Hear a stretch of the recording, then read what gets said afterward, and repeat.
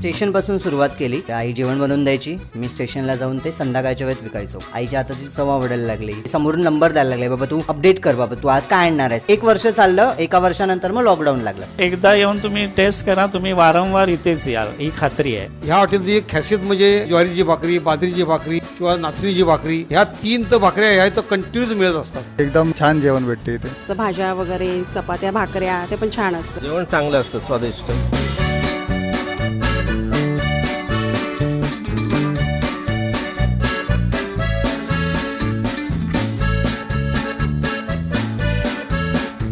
नमस्कार, सिनेरामा food and प्रोडक्टमध्ये आपल्या सर्वांचं स्वागत। मित्रांनो, आज आपण डोंबिवली पश्चिमेला रेतीबंदर रोड देवीचा पाडा हॉटेल मालवणी या ठिकाणी आपण आलेलो आहोत आणि या ठिकाणी व्हेज, नॉनव्हेज त्याचबरोबर मालवणीचे जे काही पदार्थ असतील ते सगळे पदार्थ उपलब्ध